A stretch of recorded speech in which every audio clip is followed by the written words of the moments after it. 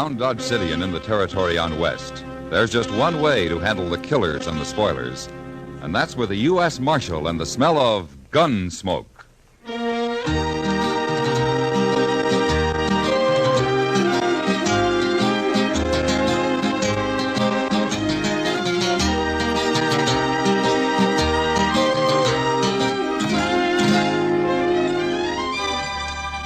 Gunsmoke, starring William Conrad. The story of the violence that moved west with young America. The story of a man who moved with it. Matt Dillon, United States Marshal.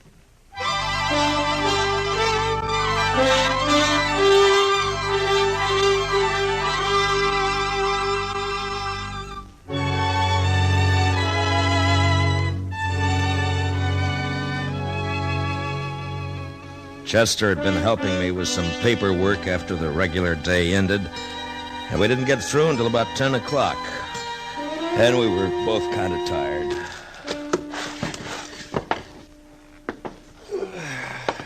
Well, I sure never did think I'd hold out, Mr. Dillon. I got a cramp in my hand and a crick in the neck. What I need's a beer. I'll join you, Chester.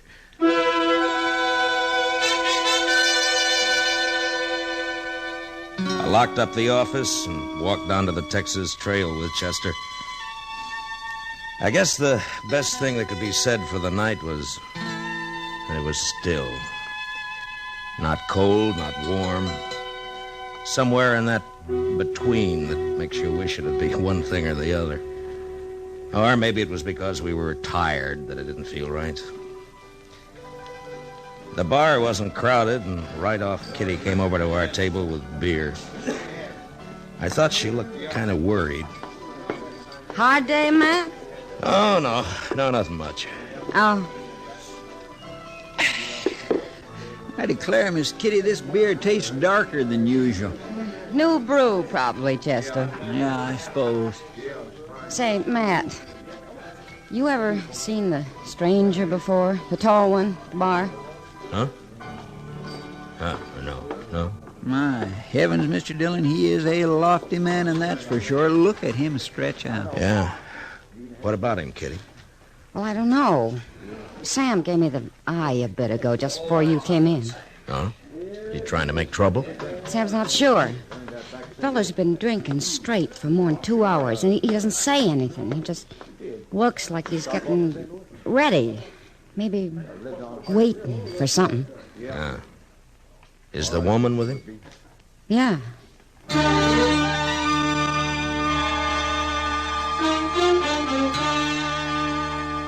He was a lean, almost stringy man, better than usual tall. And he might have served in the army once because he wore his gun butt forward. As we sat, Chester and me, drinking our beer, he turned around a couple of times and looked at the door. I never saw a man with eyes as gray or with the skin to his face so dry and tough you'd swear you could get sparks off it with a flint. The woman standing next to him talked loud and often, but he didn't appear to be listening much. It was like Kitty said, he was waiting. About an hour went by, and the place began to quiet down. Most of the men drifted out to wherever their way was taking them. Oh, excuse me, Mr. Dillon. You want to get on back, Chester? Well, yes, sir, I was thinking about it. This beer is so dark, it's making me sleepy. Well, you go ahead. I'll see you in the morning. You staying? Yeah, for a while, I think. On account of that tall fellow? Yeah, maybe. Guess I'll get a little whiskey and sugar. Might keep me awake. No, you go on, Chester. It's all right. Jack, how long you If it's all the same to you, Mr. Dillon, I ain't sleepy. But, Jack, Okay. I'm tired. There's a hotel down the way, miss. That could put you up. You. Shut up. Nobody asked you. Oh, now, Jackie, you ain't got no call to talk to the man like that. He's just being helpful. Say, Mr. Dillon. Chester, be quiet. Honey, I'm tired. I want to go to bed. Trip on the stage and traveling all day. I swear I've never been so... You talk too much. Be quiet. Stay in here with me. But Jack... You've been talking ever since we come in here. Stop or I'm going to hit you. Might not be a bad thing if you did, Mr. Dillon. If there's anything in this world I hate, it's a woman who does nothing but clobber her guns. Kitty. I bet he is miserable to be wed to, though. What do you reckon's ailing him? I don't know, Chester. You still here, huh, Matt? Yeah. Sit down a minute, will you, Kitty? Yeah, sure. You, don't know their names, do you? No. They came in on a 6 o'clock stage from Oklahoma territory. That's all I know. She's been talking a lot, but mostly about clothes and liquor. He don't say anything. Yeah. You think they're married? She's wearing a ring. Mm-hmm. I never seen a man drink as much, Matt. It's like water with him. Honey. Hey, you. Honey. Yeah. Excuse me, Matt. Yeah, sure. What do you want to drink? Huh? Sure. Huh? You want whiskey and sugar, don't you? Thank you, honey. Sure. Where do you think you're going? I'm going to freshen up, Jack. Hmm. I'm coming right back. See you do.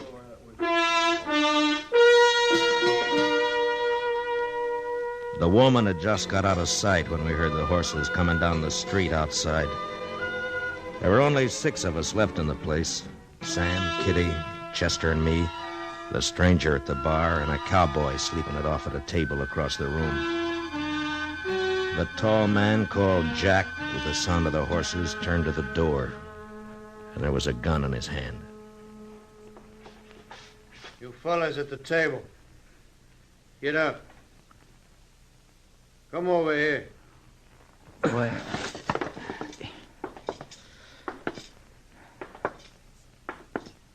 Well, I kind of wondered what you were waiting for. I know you've been wondering. That's why you've been hanging around. I don't want no trouble with you.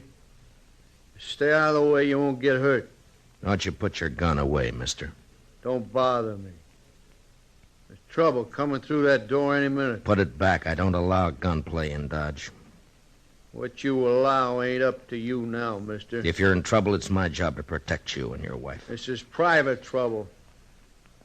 If you want part of it, I'll give it to you right now. In the belly. Jack, they're here, outside. Yeah, I know. We can get out the back. I ain't running no more. You either. Come on, get behind the bar. Yeah, honey. You two fellas unhitch your belts. Leave them lay where they fall. Go on. Honey, you give me a gun, will you? I'll give you one. I'll give you one. Wait a minute. Okay. Now you two get around behind the bar. All right. At the end. You and the lady. Well, listen, you can't shoot up this place. Sam, do what he says. Chester and I did as we were told and got behind the bar along with Kitty and Sam. The tall man picked up our guns and tossed one to the woman and then dropped the others beside him on the floor. And then we waited. All of us behind the bar, except for the cowboy drunk asleep at the table. You only had that mirror in for a month. It's going to be busted for sure. Honey, we should have kept going. Got the train in the morning further west. We'd had to stop somewhere. This is as good a place as any. Listen, mister, I'm going over and get the boy sleeping at the table there. He's going to get hurt. You move an inch from where you're at and I'll shoot you. Now shut up, all of you. I hear him out there. Yeah. Start shooting when that door swings in. Mr. Dillon, Stay down, Kitty. Don't worry, Matt. As I can figure. Stopped off in Dodge. They'll be in a saloon. True. Oh, I know, Barrow. Well, come on. Might as well start looking in here. Yeah, well, okay. Let's do it a drink. There.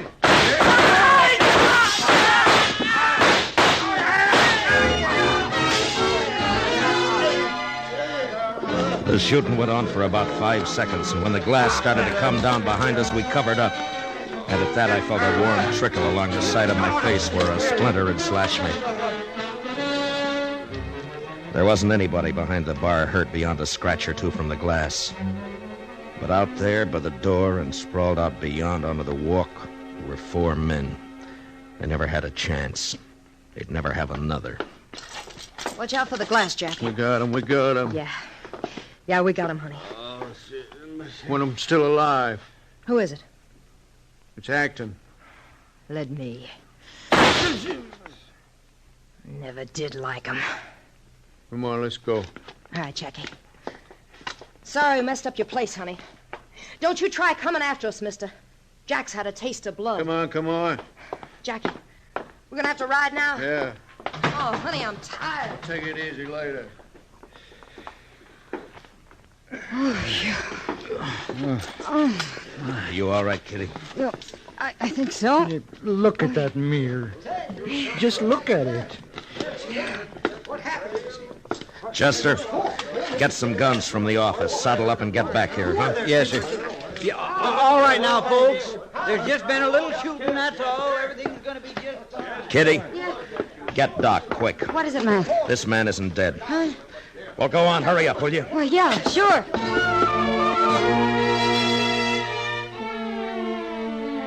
She ran out into the night for Doc. And I stayed in the Texas Trail watching the life flow out of the bullet hole in the chest of the man the killers had called Acton.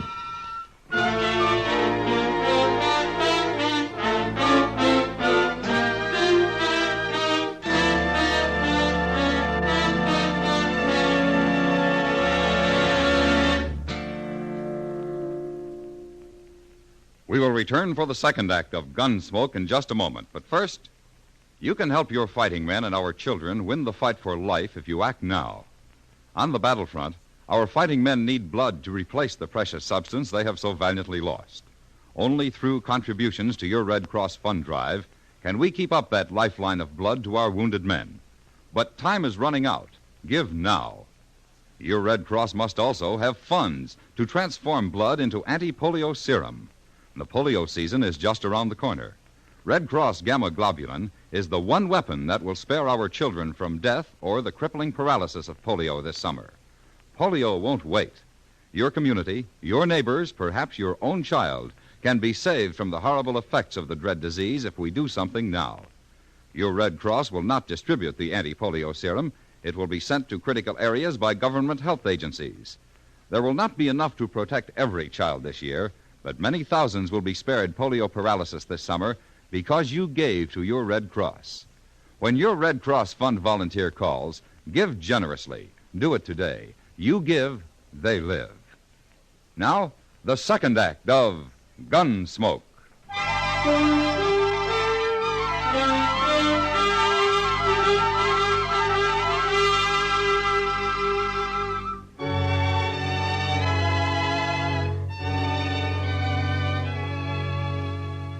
His eyes were open, but he didn't see me. And when I talked to him, he didn't hear.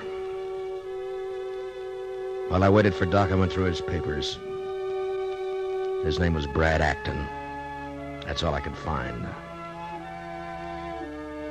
About 2 minutes later, Kitty came back with Doc. Didn't take Doc long to shake his head. Oh, the poor fella. He's done, Matt. There's not a living chance. Yeah, if I could just get him to talk. We gotta find out who he is and what they've done, those two. I don't know. He's pretty near gone. We can't... Yeah. Acton. Acton, can you hear me? Acton.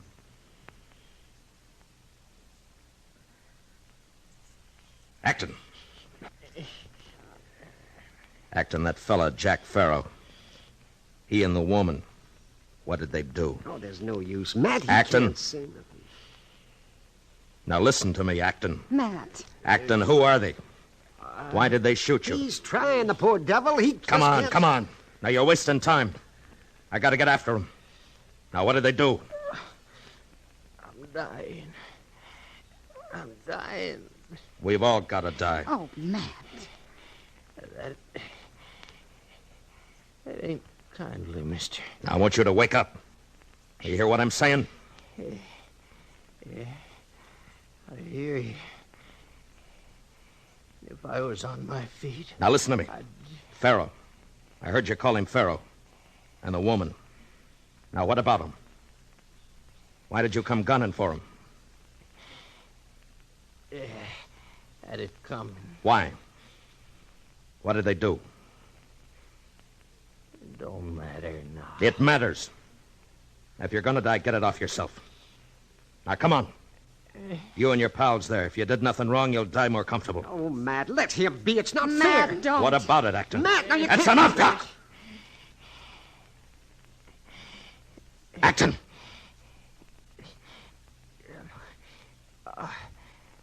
California. Out in California. Pharaoh, me and the boys, we held up a stage in Pharaoh. He took the money and lit out with that woman. We've been following. Look out for her. She's mean with a gun. Martha Lou.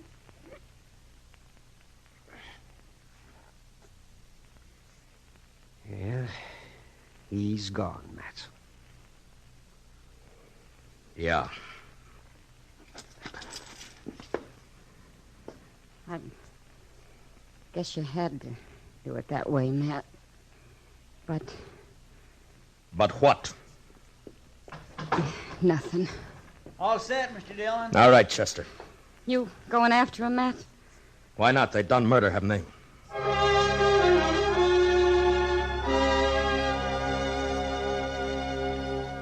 You have to figure the odds of a man forgiving you for what you do when a thing has to be done. And then you split the difference, and depending on the reasons for doing it, you feel better or worse. I had to do what I did because I had to find out about them. But it didn't help. Even if he was a gunman, I'd given no peace to a dying man. And for that, he had to die harder. A man a long way from home.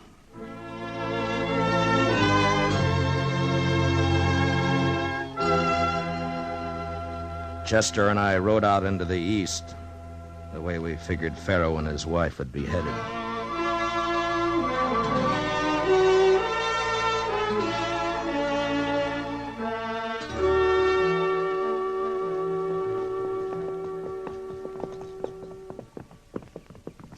Sun's coming up, Mr. Dillon.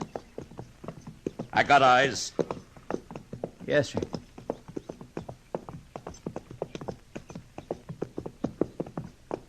There's a homestead up around the bend. We'll stop and find out if they've seen anything.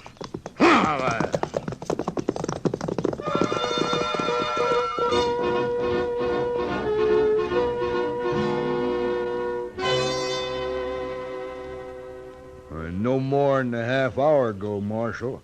I was fixing to fetch some water when I heard 'em. They stopped, huh? Yeah, the woman looked tuckered out. Never see a woman with all them skirts ride the way she did. It was some picture. How long did they stay? 5 minutes, maybe. Wife had some coffee, and they drank it, scalding, and then took off. Headed east? Yeah. They wanted to know how far to Kinsley, or maybe they wanted to know the next station, and I told them Kinsley. I don't know. Santa Fe's due in there for Hutchinson about 8. They do something wrong, Marshal? Just 4 murders back in Dodge. Come on, Chester. The Pharaohs had enough start on us that if they got the train in Kinsley before we caught up, we'd have to use the telegraph and hope they could be stopped further down the line. With killers like that, there'd be a lot of shooting. And I figured it was my job to be there when it happened. We rode hard, It lacked a couple of minutes before 8 when we saw the smoke of the engine. We still had a couple of miles to go to reach the station, and she was moving out when we got there. I swung aboard and held out a hand for Chester. My, running like that give me a stitch in the side. And the puffs. Take it easy, Chester. I sure wish we'd have had time to find out if they's on this train, Mr. Dillon. If they ain't, we've lost them good. Oh, we'll see. Now, look, there's a lot of people in those cars up ahead. The Ferrers see us, and they're going to start shooting. And I don't want that. So go slow. If we see them first, get out of sight. We'll wait until they get off the train. Yes, sir. Okay. No, Chester, put away the gun. No shooting on the train. Yes, Mr. Dillon. We started from the last car and moved up. That way they wouldn't see us first. I hoped we could get them without any gunplay at all. Mostly for folks who would get hurt. But I didn't have any stomach for shooting a woman, even if she was a killer. We got to the third car when Chester spotted them. There they are, Mr. Dillon. All right, get back. Okay, we'll just stay here. Conductor's coming this way. Good. Well, howdy, Marshal. Mr. Heinsohn? You on a pleasure ride or business? Business, Mr. Heinsohn. That couple, they're in the fifth seat from the front. The tall gent? Yeah, and the woman. Yeah, I wondered about them when they got on. Sure are a funny pair. She looks plumb wore out. They both done murder. Oh, Marshal, there's kids in the car. I want to get them without any shooting. As long as they don't see us, it'll be all right. Now, where's your next stop? About 30 miles down the line. Yeah. Well, we'll try to figure something out. I hope you can, Marshal. The train rolled on. I saw Miss Farah take a kid on her lap, play with it. And the mother in the next seat looked on with fond eyes. I wonder what she would have said if she knew. Jack Farah just looked out the window. We didn't make a move at the next stop. 2 men got off, and there were still some 20 people left in the car besides the killers. About 15 miles beyond, the train pulled up again. I could see a big herd of cattle crossing the tracks. It was going to take a few minutes. Mr. Heinsohn came down the aisle to the platform where we were standing. Hey, Marshal, I got an idea. See what you think. Yeah? We'll be about 10 minutes waiting until that herd gets across. How about if I tell the folks in the car they can get out stretch legs for a bit? Might give you a chance to. All right, go ahead. Hey, stay there, folks. There's a little delay for cattle crossing. If you want to get off for a spell, stretch out a bit. There's plenty of time.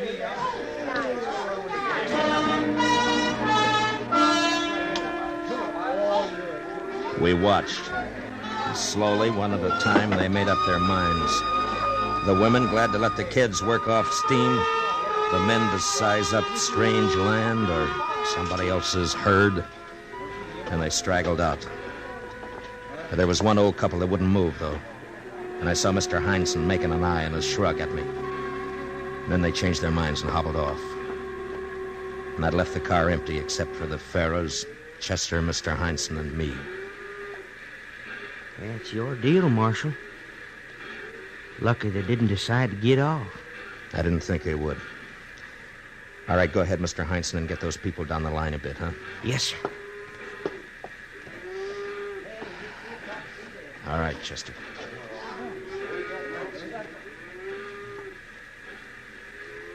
This ain't nothing like California, Jackie.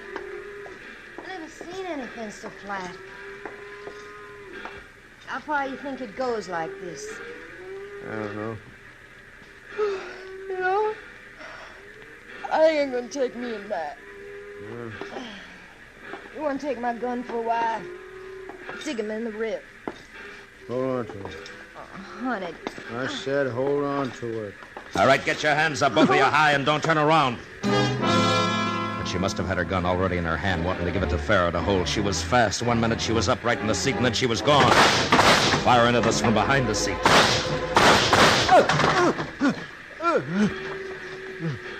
Jackie! Jackie! All right, throw out your gun, Miss Farah. Jackie! Throw out your gun and stand up. I don't want to hurt you. I'll kill you. I'll kill you! Look out, Mr. Dillon. She's going for his gun. Yeah. No! Chester, give me a hand, will you? Now stop it. Stop it. Stop it. I'll kill you! Jackie!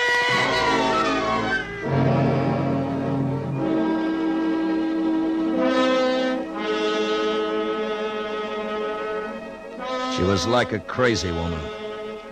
It took both of us to hold her, and we couldn't even do that right until we had her handcuffed to the seat. And then she shut up. She just sat there looking at her husband's body. When we got off at the next stop to wait for the next train back to Dodge, Jack Farrow was taken away in a wagon to be buried. His wife stood by the tracks watching it as it moved off. And it wasn't until the wagon became a dust cloud out on the plain that she started to cry.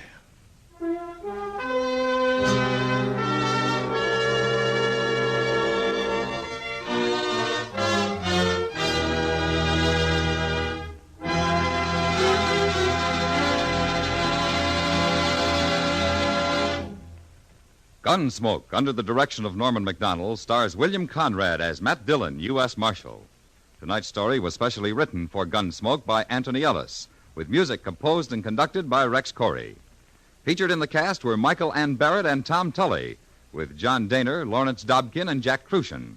Parley Bear is Chester, Howard McNear is Doc, and Georgia Ellis is Kitty.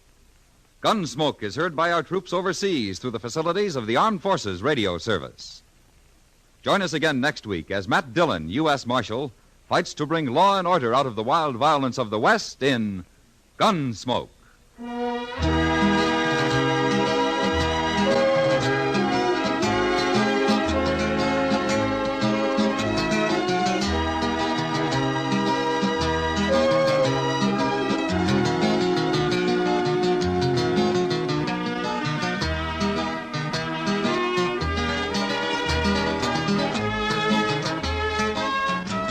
The scholastic standards are rigid at Madison High. You must have a sense of humor to attend.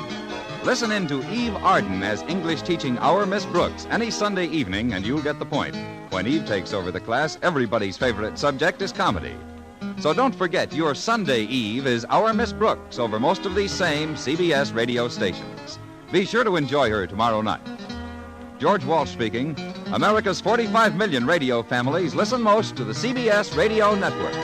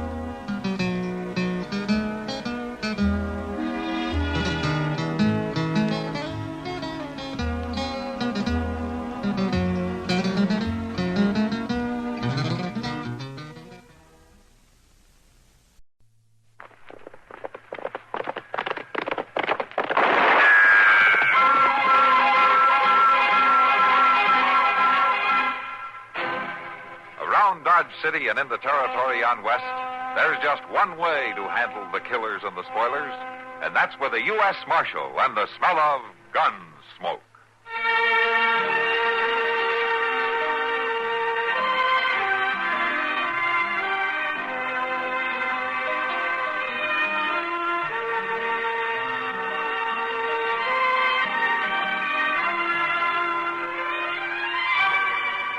Gunsmoke, starring William Conrad, the story of the violence that moved west with young America, and the story of a man who moved with it. I'm that man, Matt Dillon, United States Marshal. The first man they look for and the last they want to meet. It's a chancy job, And it makes a man watchful and a little lonely.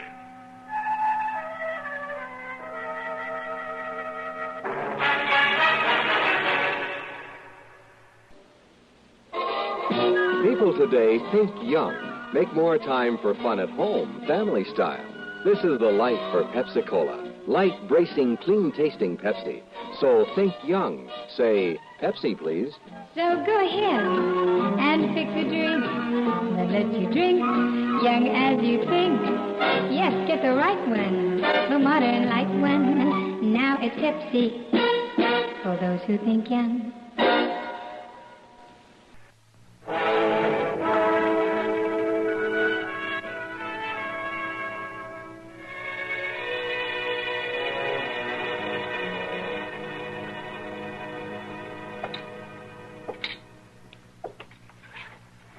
Try to understand, Ed. I have no choice.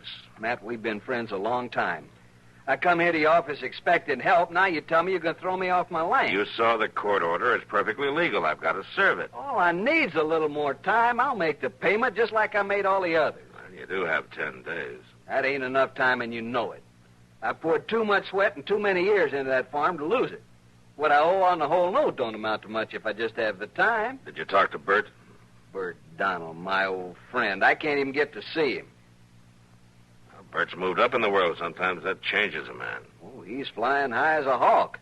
Big cattle broker. Now he's proving it to me. It's just plain spite, Matt. Mr. Dillon, I've got it. Oh, howdy, Ed. Chester. Well, I'll get along, Matt. If you can't help me, I guess nobody can. I'll try to think of something, Ed. Sure.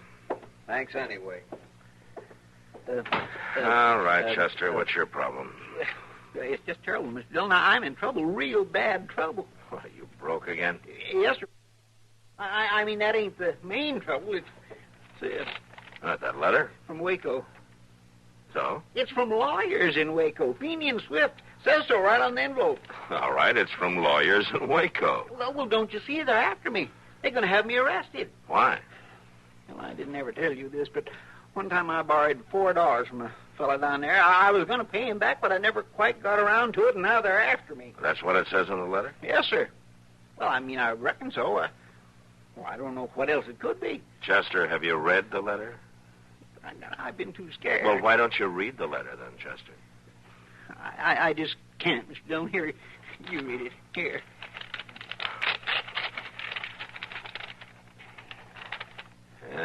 Mr. Chester Wesley Proudfoot, dear sir. Chester, will you take your hands away from your ears? Well, Dear sir, we regretfully inform you of the demise of your cousin, Clarence Webley Proudfoot. Demise? That means he died, Chester. Oh, Please poor be cousin advised Clarence. that I never did like him much. Said Mr. Proudfoot. What? What, Mr. Dillon? Please be advised that probate of the will of said Mr. Proudfoot has disclosed a bequest in your behalf in the sum of $368.63. What? A cashier's check in this amount will be forwarded to you shortly. Well, what's the matter, Chester? Well, now that's a mighty puny joke to play on a man sending that kind of letter. Well, it's no joke. You've inherited $368.63. It's got to be a joke. No, it doesn't, Chester. You think they really ain't joshing? Well, of course not. Well, I don't know. Cousin Clarence always was pretty tricky. He might have changed there at the end, but the United States mail is going to have to prove it to me.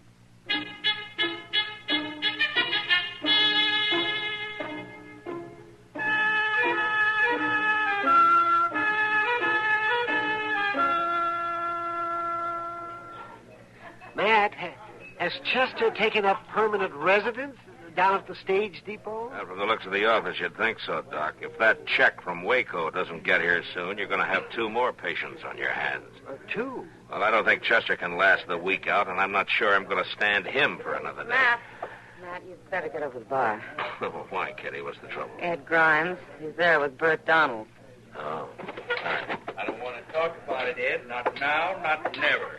Bert, at least you can be decent enough to answer me. Ed, this isn't the best place in the world to talk business. Well, I think it is. I want to ask him in front of these people to give me time to make payment on that note. Marshal, I got nothing to say to him. Seems to me a man's got a right to have a drink without nobody annoying him. Look, Bert, Ed's kind of worried. Maybe you might reconsider. No. this. All right. I tried everything I know to make you listen to reason. I even begged in public. But I ain't going to get down on my knees and crawl. You ain't a man no more, Bert. You're something slimy. You ought to be stepped on. That's enough, Ed. A man like him don't deserve to live. Somebody's going to kill him. If nobody else does, it just might be me. All right, get out of here, Ed. Go on home right now. Go on. Don't you look at me like that, Marshal. I haven't broken any law. Till I do, whatever I say or don't say is none of your business. Bert, when you find time, remember he was your friend.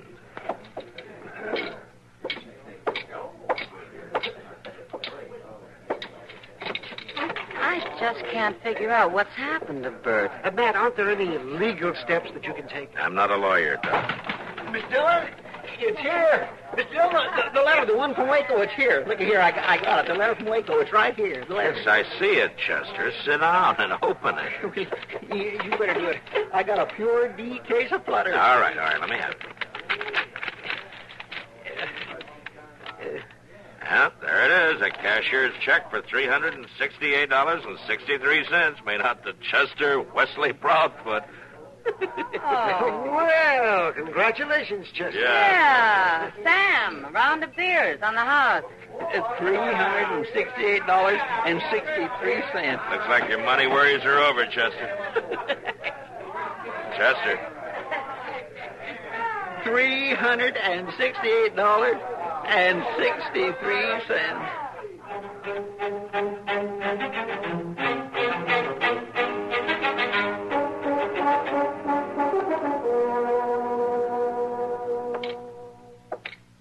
Chester, I don't hear any broom noises. Chester? Chester. White. What? White. The house I'm going to build, it'll be white with a red barn. Oh, I see. It ain't easy deciding what color to paint your house. But now you're sure. Oh, yes, sir. And I decided to get me an all-black suit and an all-black horse. I think I'd look good in all black, don't you, Mr. Dillon? Kindly dignified like. Well, I think that's the right word. Yeah, dignified. And a man with a black suit ought to have a black hat, too. Reckon I'll have to buy me a new hat. Chester, I'm happy about your money, and I want you to enjoy every penny of it, but you ought to slow down a little. This house you're talking about, the house alone is going to cost you more than you have. More than $368.63? I'm afraid so, Chester. Well, then, by jing, I know what I'll do. I'll just go over at the Long Branch. Well, I know I shouldn't ask this, but why are you going over to the Long Branch? Why? Now I got enough money to play in a big poker game. Only reason I never won before was I didn't have enough stake. Now I can run that Waco money into the thousands, maybe more. That's what I thought. Get your hat. You coming with me at the Long Branch? No, you're coming with me, Chester, to the bank. You're going to leave your money with Mr. Bodkin, and it's going to stay there. Now, Mr. Let's Dillon. go.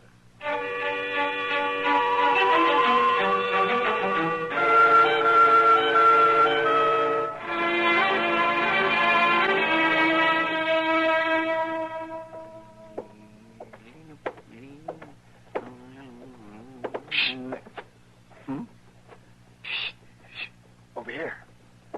Oh. Dudley. How come you psst at me? Well, I want to talk to you, Chester. I heard about your money. Well, you did, huh? Sure, it's all over town. Well, I reckon when a man gets all that money... Sure. Now, I want to talk to you about a plan I got. You know, I've been driving freight for Wells Fargo, don't you? Oh, well, everybody knows that. Sure, now, I made a lot of money, too, Chester. Through rain, sleet, and snow, I drove them wagons and never lost nary one. Well, good for you. Sure. Now, Chester, don't you see? Now, you and me can open our own freight line. We can? Yeah. We wouldn't need more than one wagon to start. With all the money we made, we could buy more wagons and carry more freight. Pretty soon we'll be millionaires. You don't have to do anything but put up the money. Millionaires? Sure. Now, what do you say? Well, I'll think about it, Dudley. I'll think real hard. Sure. Now, you do that, Chester, and you think hard. The Chester Wesley Proudfoot freight line.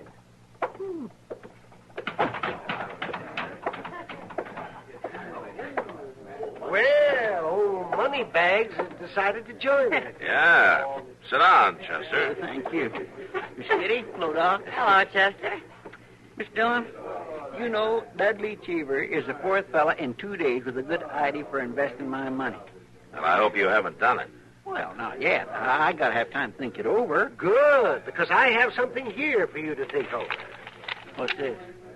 That, Chester, is a statement. and accounting. A bill. Balance due $23. What for? What for? Well, I can't remember all of it, Chester, but just offhand I can recall the times you came to me with back miseries, heaves, stomach aches, shooting pains, and wheezes. Well... And then there was a time you broke your toe kicking the can that had a rock in it. Well, and the splitter that I had to remove when you sat on the rear fence. I know, Doc, but them wasn't official calls. Not most of them wasn't. Well, according to my calculations, that bill represents just about 1/10 of what you really owe me. Well, I never... I'm ready for another beer. How about you, Matt? Oh, I think that's fine. Me too. Chester, now that you have money, I think you should consider your responsibilities. Well, what? Like buying a round of drinks for the house. Well, you don't mean for all them spongers and everybody. Well, it's usual when a man has money like you have. That's well, right. Now, that could come to $5 or better. Well, you can afford it. Well, now, wait a minute, Kitty. I think you're leading Chester into bad habits. When a man has wealth, he should use it wisely. He should contribute to his community. Now, for example, you take the U.S. Marshal's office. Now, there's an old stove there. That stove works? Well, if you know the right combination, but it smokes up the whole place. Now, there's the Marshal's mattress. Well, for yes, but now example. the government ought to take care of them things. Yeah, but they don't, Chester. So I thought that some wealthy, public-spirited citizen would. How about those drinks? Yeah, how about my bill? The mattress. Well, I sure didn't never believe my best friend would dog a man just because all of a sudden he's got rich. Well, who's dogging you? You are, all three of you, and I'm downright disappointed. You know what you are? What? What? You ain't nothing but fortune hunters.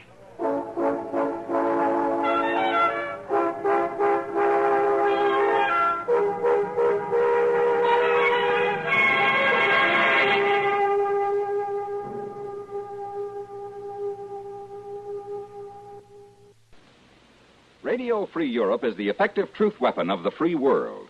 It is effective where other means of communication fail. Radio Free Europe gets its broadcasts through the Iron Curtain and keeps captive peoples informed about events around the globe. Without these broadcasts, the captive peoples would become easy propaganda victims of the communists. They could then become ready tools in the communists' drive to undermine freedom where it continues to exist. Radio Free Europe is a privately supported institution. It depends for its continued operations on the enlightened generosity of free peoples, chiefly in the United States. You are asked for your support and your truth dollars. To continue this vital program, send what you can to the Radio Free Europe Fund, Box 1961, Mount Vernon 10, New York. When deciding how much to give, please remember that there is no substitute for Radio Free Europe in keeping the truth alive behind the Iron Curtain. Radio Free Europe Fund, Box 1961, Mount Vernon 10, New York.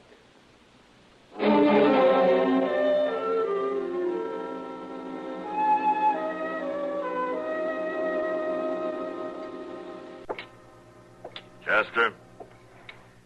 Chester? Chester, what are you doing sitting back here in the cell? Resting my eyes. Well, the light in the office isn't all that bright. Now, come on, let's fix some coffee, huh? I ain't thirsty. Well, you mind if I join you here? It's a free jail. Ah, thank you. Thank you. You still mad at us? Oh, I ain't mad exactly. It's just that when a man's got business problems like I got and they keep weighing on him, a man don't expect his best friends to keep picking and nagging at him. No, I suppose not. Mr. Dillon, it ain't easy to be rich. I don't want to go around being show-offy and stuck up, but like Miss Kitty says, I got responsibility. Chester, Doc and Kitty and I are interested in just two things: that you use your money wisely and that somebody doesn't cheat you out of it. Oh, but you talk like I was a little bitty old baby. No, but you must admit that you haven't had this kind of a money problem before. Usually it's the other way around. How to get it instead of what to do with it. Okay. Now, how about some coffee?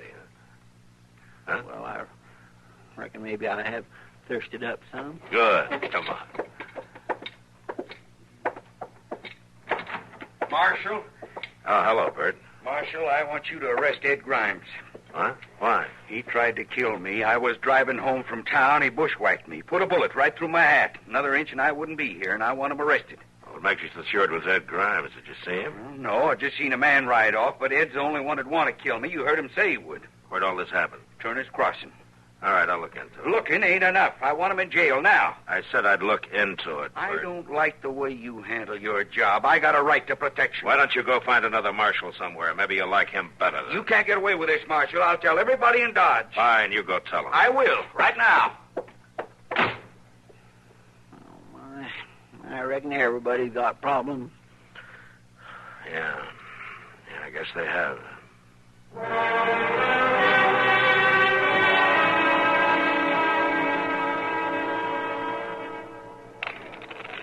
You, Chester, you've been standing there long enough. You gonna sit in? Me? Yeah. Well, no, thank you. I don't think so. Game too rich for your blood? Well, it ain't that. Yeah, there's a chair open if you think you can afford it. Oh, I can afford it. From what I hear, you're strictly a penny ante man. Now, that ain't so. There's nothing to be ashamed of. When it comes to poker, there's boys and there's men. You can always play with the boys. Play with the boys? Just you don't let nobody take that chair. I'll be right back. I'll show him. Boys, huh? I'll just get me a clutch of my money out of that bank, and I'll show that tin horn. I'll open for $10. $10? Yeah, $10. He'll be showing off, so he'll raise. I call.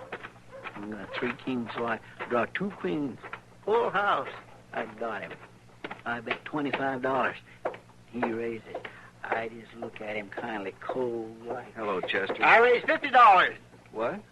Oh, Ed, I was thinking about something. Where are you going? I don't know. I really don't know. Did you hear about Bert Donald? That story of his about being bushwhacked and all? I heard he accused me, but I couldn't shoot a man from ambush, not even Bert Donald. Well, Ed, have you had any luck about borrowing the money? I tried the bank. Mr. Botkin won't loan money on a second mortgage. I'm just finished. Yeah, well, now. Don't quit hoping. Maybe Mr. Dillon can figure something out. The note's due tomorrow. Oh, yeah. I forgot it. Well, come on, Ed. I'll buy you a beer. Thanks, Chester. I'd like one.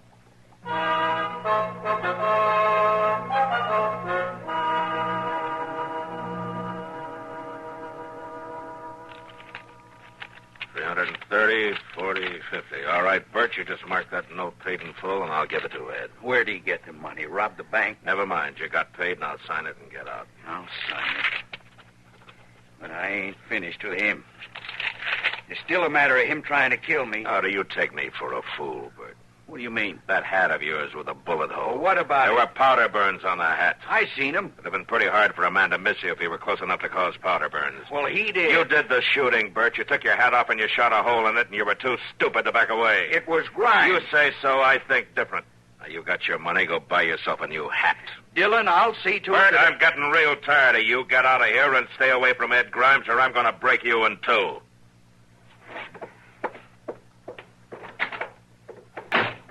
Chester? Yes, sir. Didn't you tell me Mr. Botkin refused to give Ed a second mortgage? Yes, sir. Why did he change his mind? Well, that kindly puzzled me. I've been wondering about something else, too. Yes, sir. Why is your bank balance down to $18.63? Mr. Dillon, you ain't got no right to go poking around my bank balance. All right, I apologize, Chester, but it's kind of a coincidence in the amount of money Mr. Botkin gave me and the amount that's not in your account anymore. Well, maybe a small coincidence. All right, Chester, what happened? Well, I had a talk with Mr. Botkin, a financial talk, and I underwrit the loan. You what? Underwrit. I told Mr. Botkin to take my $350 and keep it till Ed could pay off the balance he owed. That way I don't have to worry about spending it. Well, what happens when Ed pays the bank and the money goes back in your account? Oh, I got that all worked out. Mr. Botkin's going to allow me to have $10 a month.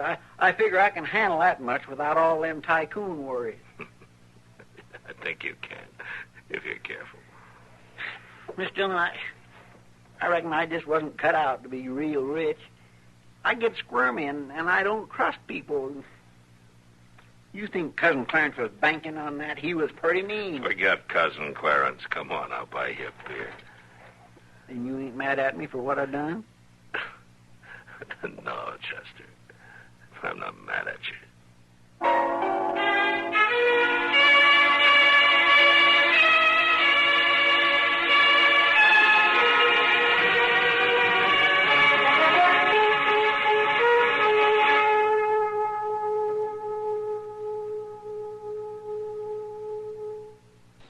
Hi, this is Dennis James to make a point about reliable, effective Kellogg's All Brand. Repeat after me, please.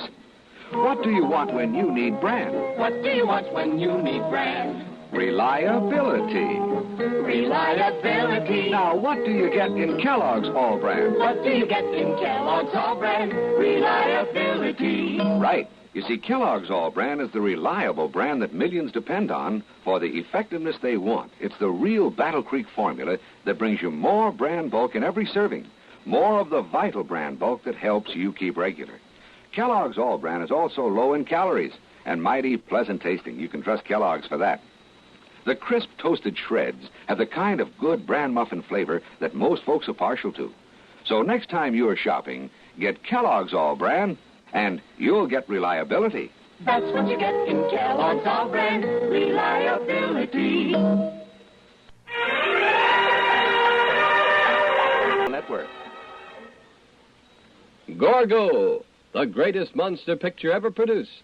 Now showing at the Texas Theater, like nothing you've ever seen before. Gorgo, the gigantic prehistoric monster from the ocean depths. This is the big one. Gorgo, now showing at the Texas Theater in Oak Cliff. You're in tune with KRLD, AM and FM in Dallas. Stay tuned now for The World Tonight on CBS.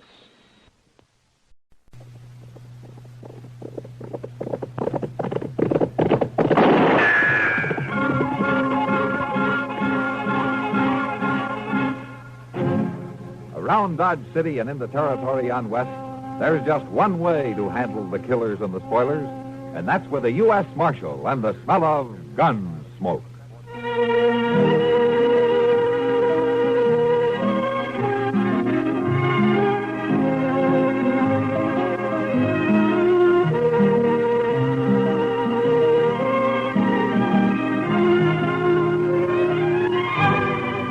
Gunsmoke, starring William Conrad. The story of the violence that moved west with young America.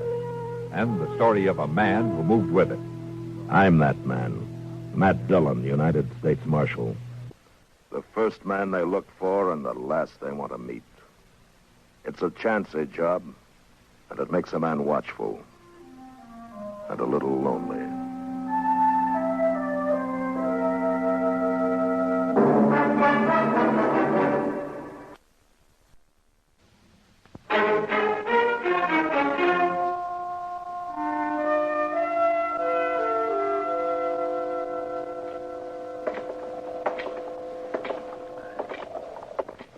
Pretty cold morning, ain't it, Mr. Dillon? Yeah, I'm ready for spring, Chester. The tail end of winter always gets on my nerves.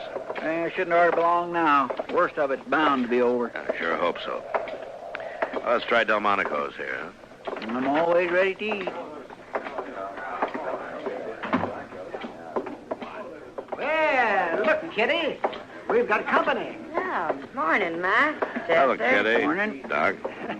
How about joining us? Yeah. All right, thank you. Gracious, I could eat a bear, feet and all. In here, that's probably what you'll get. Well, you're up early this morning, Matt. Most of the times you don't even start breathing before noon. It's too cold to sleep, Doc. A jail stove always burns itself out around 5 o'clock. And from then on, you... Yeah. What is it, Matt? Those three men seated at that second table from the window there. What about him? They call themselves the Pueblo Gang, Kitty. Ran into them about 4 years ago out in Arizona territory. I never heard of them coming this far east before, though. Well... You want some help? No, sit tight, Chester. I'll be right back.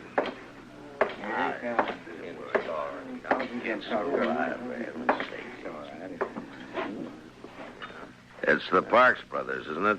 Ed and Rio and Chuck Evans. Well, what about it? Easy, Rio, easy. Dillon, our food's getting cold. You got something on your mind or not? No, nothing important, Rio. I figure it's quite an honor to have the Pueblo gang in town. I just thought I'd drop over and tell you how I felt, that's all.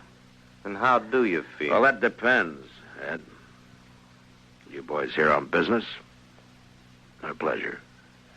Does it make a difference, Mark? Yeah, it makes a difference. Now, I know your reputation west of here. Half the stage holdups in the last 5 years from Colorado to the California border can be laid right to your door. But as far as I know, you're clean in Dodge City. So far. All right, you just keep it that way. But you make one move here and your time's up. Right then, you're short. And I'll take you. All three of you. You understand? Sure, we understand. We'll think it over, Dillon. Let you know what we decide. Rio, you talk too much. See you around, boys. You can put that gun away now, Chester. Yes, sir. I was just going to be ready in case. Matt, those men were in the Long Branch last night. They're bullies, and they're mean. Yeah, I know. What are you going to do, Mr. Dillon? Run them out of town? Not unless they give me some reason to, Chester. Yes, sir, but... The law doesn't say you can hang a man because he might steal a horse. Well, let's forget it and eat, huh?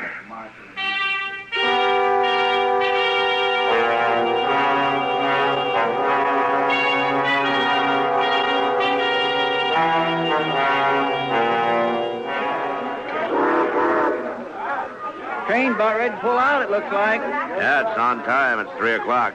Be in St. Louis tomorrow night and Chicago the next day. That is if the engine holds up. Oh, they don't break down as much anymore. Oh!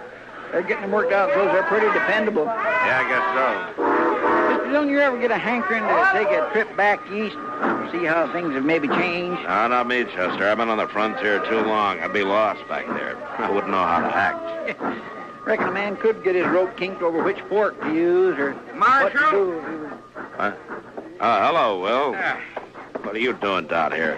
Watching your competition pull out? There'll be a stagecoach running for a long time to come yet. Railroad's not bothering me any. I'm glad to hear it. Something else is, though. Yeah? Marshal, the stage from Buckeye is more than 2 hours overdue.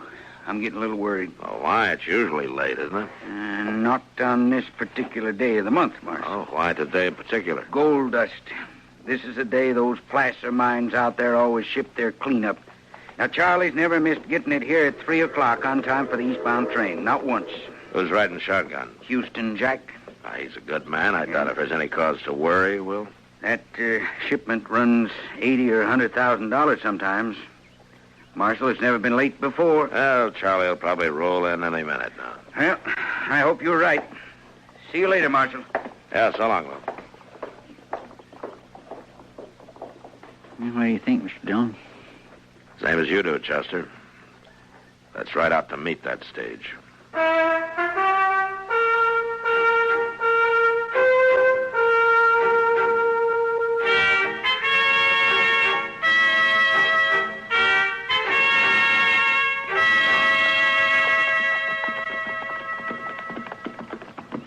I still think I heard a horse went in, Mr. Dillon. Yeah, I thought I heard it, too.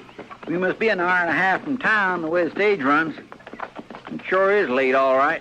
I hope late is all it is, Chester. There it is again. Yeah, came from that draw over there, somewhere around that sumac thicket. Come on.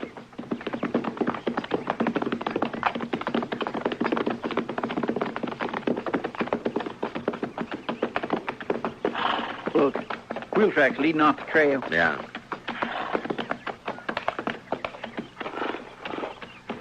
Chester, there's the stage. Don't see no sign of life. Yeah, well, let's take a look.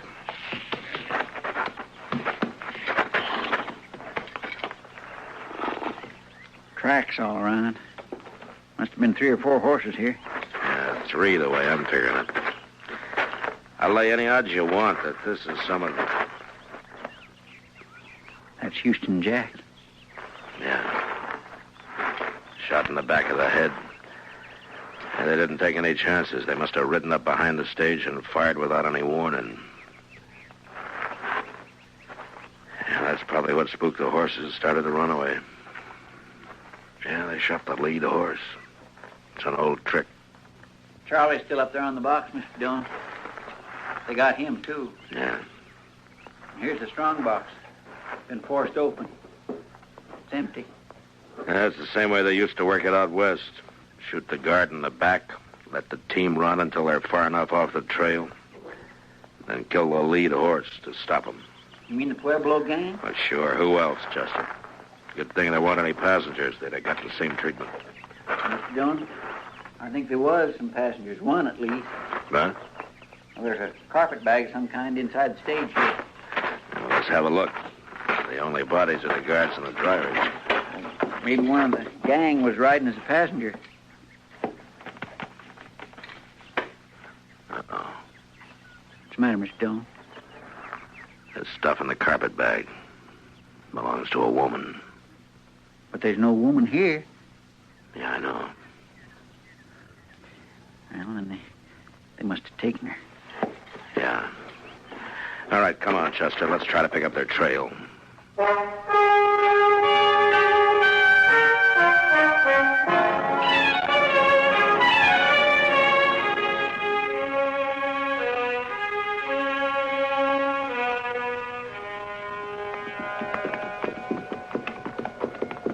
It just ain't no use going any farther, Mr. Dillon. It's too dark to tell what we're doing. They were heading toward the river here. Let's just take a look through these willows, and if we don't find anything, then we can ride on back to town. Yes, sir. You know, Chester, I still keep getting a faint whiff of wood smoke from somewhere. Well, I sure do wish we could find fire. It's getting colder than the hinges. Wait a minute. Look over there. I'll swear. It's fire, all right. Yeah. Or what's left of one. Mr. Dillon, you suppose they're still there? I don't know.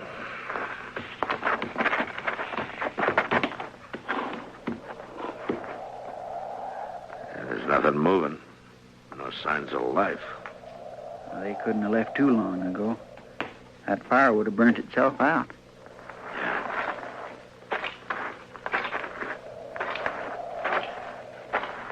I say we're too late, Mr. Dillon. I think they've gone.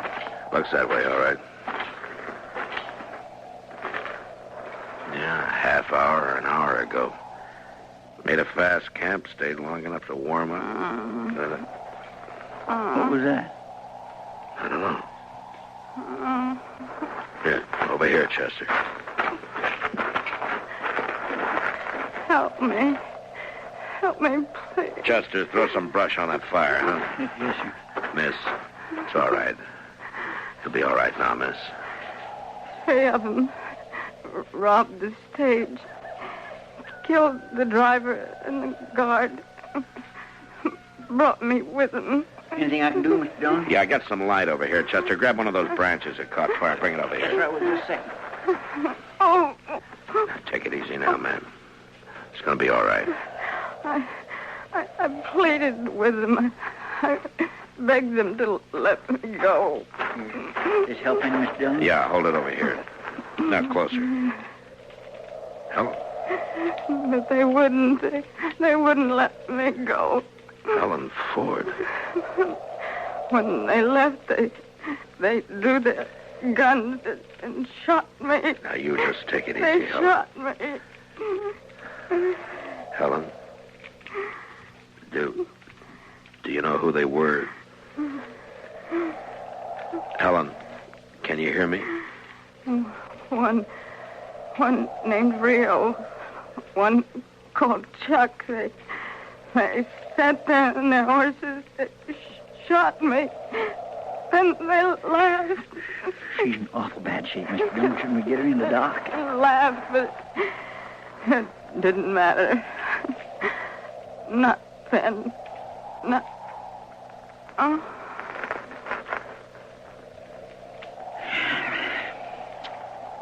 Guess it's too late now. Yeah, it's too late.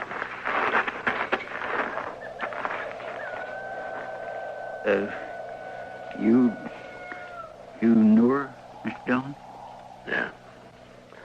A long time ago, Chester. And things happen the way they do. But later she married Bill Ford, went on out to Colorado. It was a long time ago. expect I'd ever see her again. It's a bad thing. Yeah. But I'm gonna see them hang for it.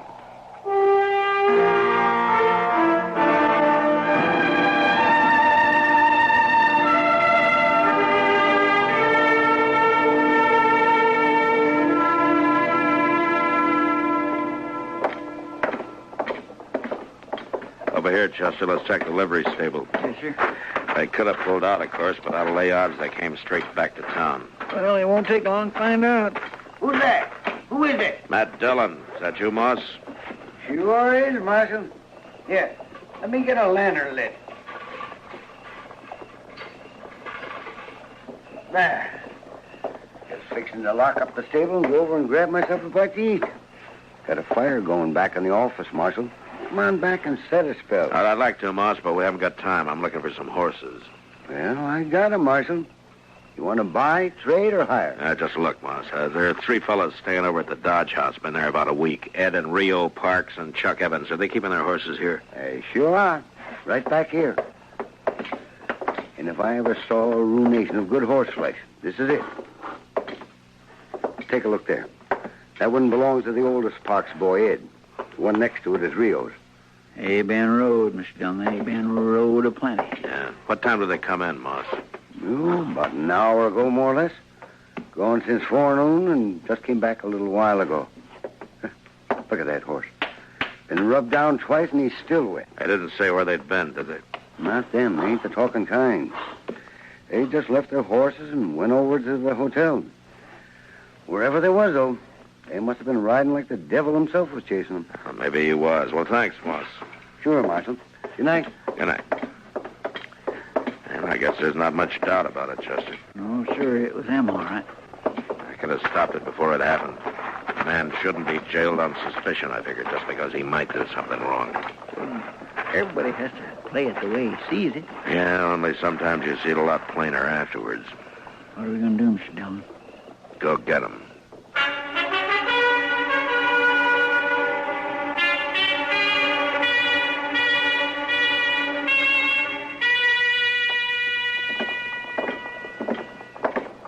Where do we start looking? Long Branch. Oh, and one thing, Chester, before we go in, leave the play on this one to me. Just keep me covered, that's all. Mr. Dillon, what was her name before she was married, Mr. Dillon? Marlowe, Helen Marlowe. All right, let's go.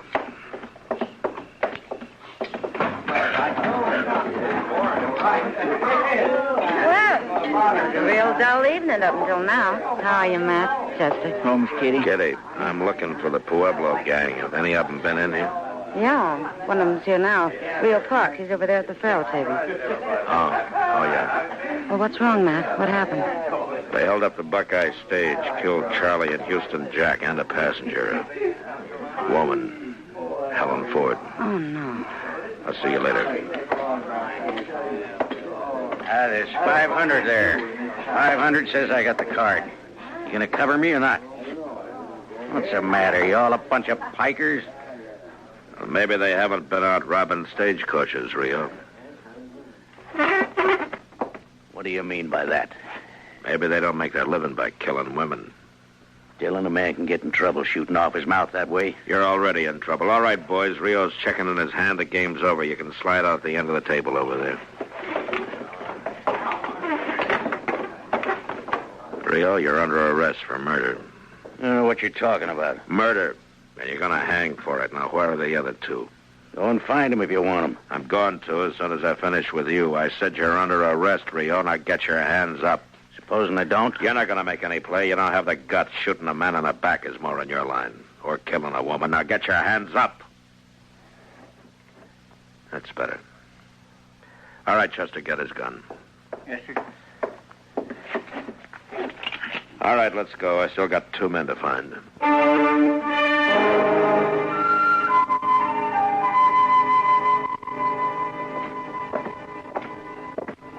It's getting colder, Mr. Dillon. Yeah, it's clear as a bell, though. Look at that moon.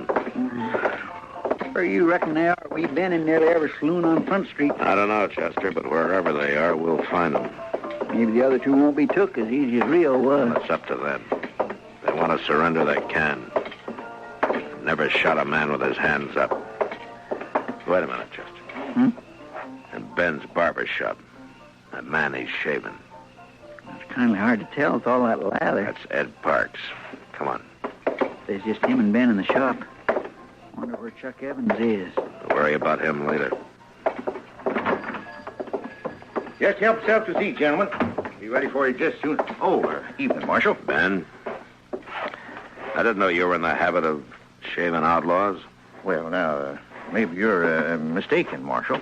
Now, just have a seat and I recognize him, all right. It's Ed Parks. Well, looks like you got the advantage of me, Dillon. Oh, we can't have that. Wipe the lather off his face, Ben. Yes, sir. Sure thing, Marshal. Just a second now, Mr. Parks. There you are. It's too bad you have to leave that shave half finished, Ben. But they'll give you a free one just before they hang you. What are you talking about, Dillon? Now, gentlemen... You're under arrest for murder, Ed. You got your hands up. Your brother's waiting for you at the jail. You arrested Rio? What about your hands, Ed? Are you going to put them up? No dirty tin heart's going to... Yeah, that was a pretty fast move for a barber, Ben. Hell, I knew he had a gun under the towel, Marshal. Of course, I couldn't do anything about it, you know. Oh, thank you, Ben. And if you'll send the bill for your shaving mug to the stage company, they'll probably take care of it. Yes, sir, Marshal. All right, Chester, spill some water on him. I want him to walk to jail.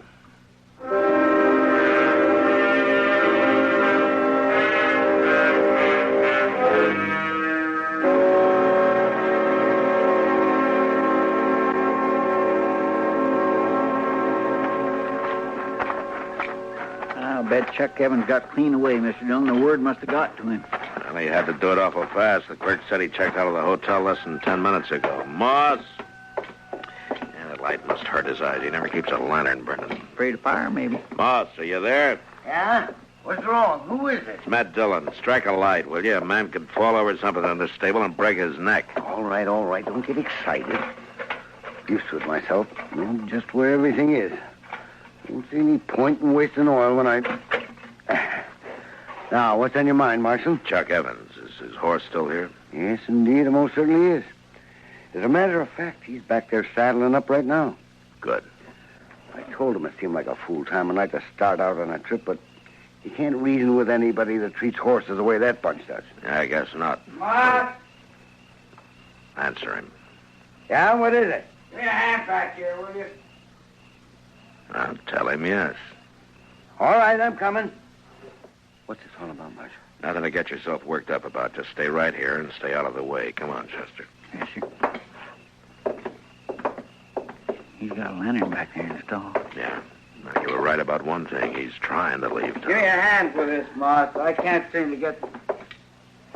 You gone somewhere, Chuck?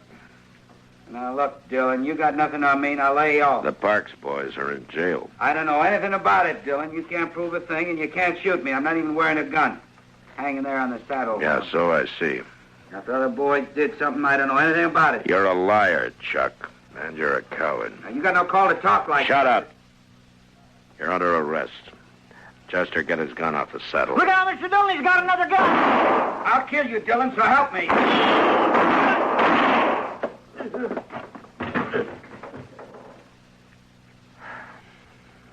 Well, I guess that does it, Chester. Let's go. What was it, Marshal? What happened? Evans is dead. The Parks boys are going to hang. You're short 3 customers, Moss. Who's going to pay the stable bill? Well, you got their horses. Sell them. I never thought of that. Well, it serves them right. Anybody who treat a horse the way that... I guess it's over, Mr. Dillon. Yeah, it's over. And it sits as well. This country will be a lot better off with them dead than alive. I guess so. Even the moon looks brighter. Yeah. You're still thinking you should have jailed them on suspicion, ain't you? I'd have half a Dodge in jail if I started that. No, Chester, it's the kind of a chance a lawman has to take. Yes, sir. Whether he likes it or not. Yes, sir. And I'm not liking it much right now. In the morning, I'm going to talk to the preacher about holding a service for Helen. That's all I can do for her now.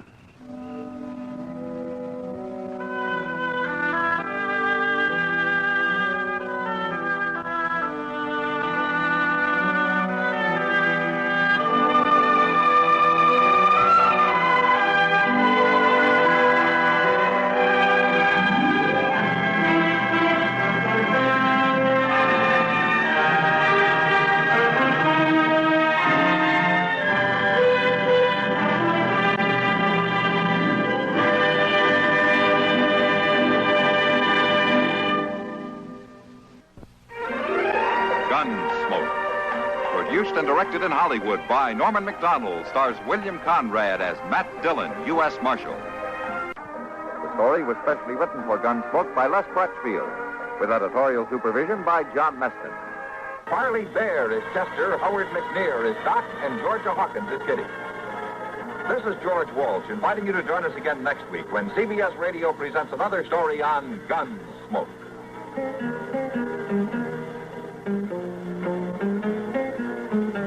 Latest news follows, then Mitch Miller with tonight's guest stars on the